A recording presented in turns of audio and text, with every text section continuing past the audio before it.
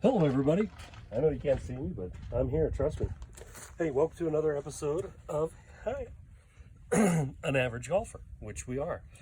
I'm here again at the Beaver Hills Golf Course doing 18. Yesterday, I know I talked to you a little bit out here, and first round I think I ended up with like a 45 on the first 9, and I had like a 41, so an 86 overall, which as average golfers, that's what we are. And so my handicap's like a 14-1 or something like that. You can look me up on Gin. I'm Ross Strashinsky. Thanks for joining me. I'm going to talk about a couple of things. I was supposed to come in around a little after 1 today. Remembered I had an appointment to meet some people about 4, so I came in early. And Cal, again, guy working here, fabulous job getting me on early by myself here. I got a couple of older folks here in front of me. I'm just kind of waiting on a second, but they're walking, and that's fine. Whether you choose to ride a car, which I'm doing today, or walk, it's all up to you. Usually when I do 9 holes, I will walk, get my exercise in that way and so forth, and it's a great way to get some exercise. It's a beautiful day here in Dillon, Montana, and we're about 62 degrees here, not a lick of wind, and it is 12:30 local time. But I'm going to talk a little bit about, and I mentioned this about teeing up. Now, because you got your tee here, so I don't know if you can see it, but you go into the ground. And what I do is I reach down, I get a measurement as I'm putting it in, and I go to that first knuckle right there. That's where I am comfortable with. And obviously get it as straight as you can. And that is important when you are golfing. Try and get that tee straight. A lot of people overlook that. And you put it at an angle difference, it's going to affect how your ball trajectory goes. And I know there's more about the club head and everything so forth, but that is important when you're doing this, folks. Also, when I was first getting back to this about 6 years ago and first learning again, and I was like 125 handicap, and that was awful. Gotten better now, but the thing is I started watching YouTube videos. So hopefully you're watching this one to gain a few tips. And I always say I'm not that bimbo girl out there in the tight outfit and the short skirts and flouncing around and showing you my boobs and everything. But I'll be honest, like I'll throw Paige Spearneck out there. Millions of followers, so I'm sure she'll never see this, but even she did, that's fine.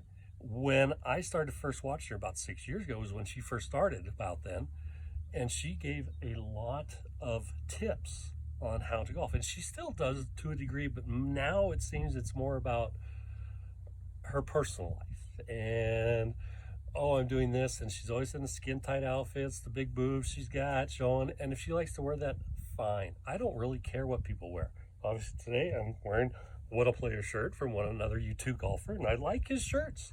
I do. I like the funny sayings on them. I like this little golf design and so forth. So shout out to him. And he has some great content. He's kind of gotten away from the content too, but there's only so much I find people feel they can talk about in these videos. And then they just start showing what they're doing and everything, which I've started doing here a little bit, showing what I'm doing. But I'm giving you a break, I guess. And I'm rehashing some ideas too and so forth in case you don't watch some of the other videos. But again, this is not for people that just want to watch the girls in the tight little outfits bouncing around. And they have some good content. I'm not going to deny they do have some. There's some of those girls, especially when they first get started, will have some very good content. But as they go along, it seems to be, and they get more hundreds of thousands of followers and so forth, and millions of followers, it seems to be more about what they're wearing and the designers they're with. And you'll see other, quote, average golfers out there. These guys are getting set up with $1 million arm thing telling them how to swing their swing, or going to special events and so forth like that. You got to pay $10,000 to get into, and they're exempt. They're not average golfers, folks. They may say they are, and they might play like they are, but they're not. And you know, I hope I can keep mine under 20,000 if I ever get to that point. If it's just me watching, then it's just me watching. But here we go. Third hole, par 4, 380 yards from the white tees.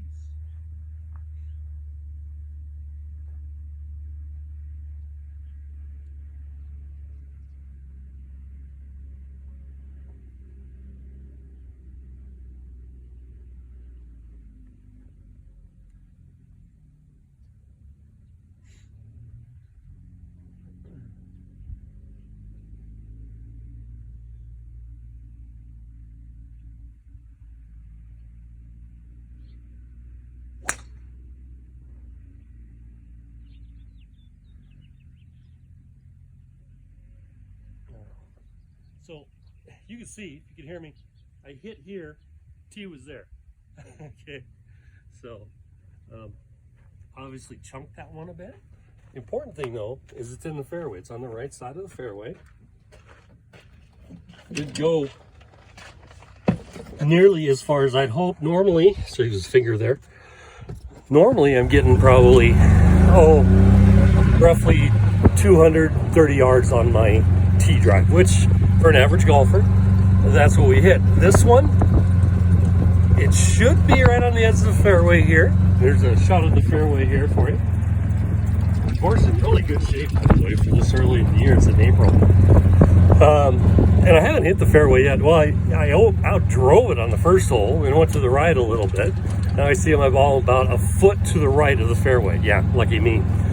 And so but it ended up going out here, and I'm 200 yards from the tee, and you can see my ball there, and that's where I drove from. So if I'm 200 yards, according to my little nifty thing here, I went about 180 yards. I should probably see that tree right there. That's probably about where I should be out there. But as it is, here I am almost in the fairway. And so, and I'm keeping track of that today, and I suggest you do as well. So for out of the fairway, I put NF for no fairway, R to the right. And that just means when I look back on it, I'll say, oh, it's to the right of the fairway when I hit that one. So I got my ball, my tee box, picked my spot, again, top of a tree out there, nice easy swing. And that one's going straight. Gonna be a little short of the fairway, or I mean the tee, but that's okay. It's just a nice little chip and putt. Now, let's talk about your grip for a second. There's like 3 really grips I've been told that you can use. One of them is just like, hey, a baseball grip if you want, and you just grab it like that. And a lot of baseball players do go into golf, and you can do that. Now, that one I found doesn't give you a lot of control of the club.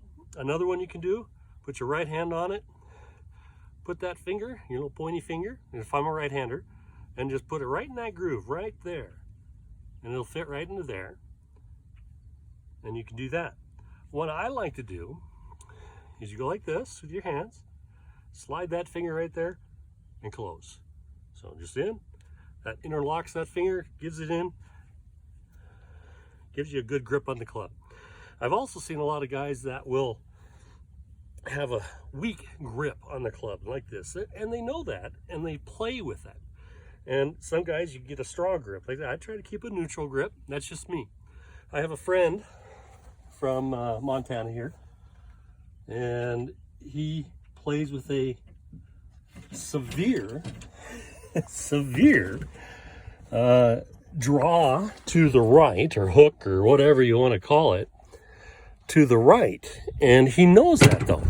So, and he doesn't go as far. He's about 72 years old or so, 70, whatever he is, and he knows he has it. So he will play with it though. So he'll line up, and he'll land on the tee box, and he'll be 50 yards to the left of where he wants the ball to go. It only goes about 180 yards roughly on his drives, but they're 90% in the fairway, folks. I mean, it's really, and he'll end up shooting the same score as me, just not hitting it as far, but it is still out there in the fairway. And that is the important thing, folks. We talk a lot about, oh, the distance. You'll hear a lot about that. But in all honesty, it's more about how you get into the fairway from your first drive. So there was the flag. There's my ball. So excuse my fingers again as I reach this. So you watch my previous videos, you'll know I can't find my stand. So grab a couple clubs here. Always do that so you don't have to come back to your cart and grab another club. Okay, it's called Ready Golf, quite actually, and you can do it by yourself. So I've grabbed a 52 here, shorten my stance a little bit, shorten my grip down a little bit, open the club face, lean forward on that front foot. Club head leaning forward a little bit. We'll see how it works out.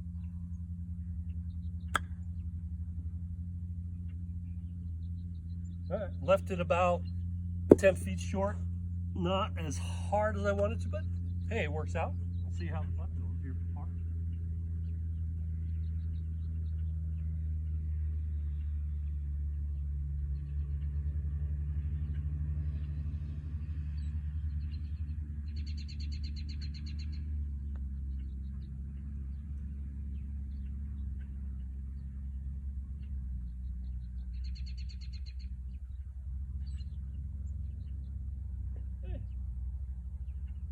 Yeah.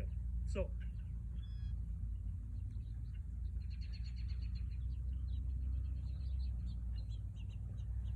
got a bogey on that one. I gave myself that little 2-footer there at the end. But look at it. So you'll see there, glob of mud on it, okay? Some grass stains and so forth. Yeah, I have a nice little ice ball here.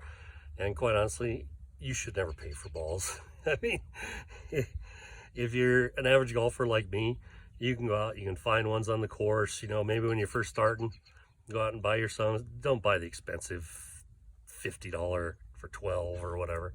So anyways, that mud, that will affect your putts. Not using it as an excuse. When I put my putter behind it, I thought for a second, well, let's clean it off, but hey, I'm on video. So I didn't do it, but you can put your club, say this is the ball right here. You put your club right there, grab it, keep your club there, give it a little spit shine, wipe the mud and dirt off, put it back however you want it, then putt away. So there you go. So there's your tips today on an average golfer. Ended up getting a bogey on this hole. So hey, hopefully the rest of my round will go great. And no matter what, you're golfing, folks. And if you cannot enjoy golf, go find another activity. Thanks for tuning in. Catch you next time.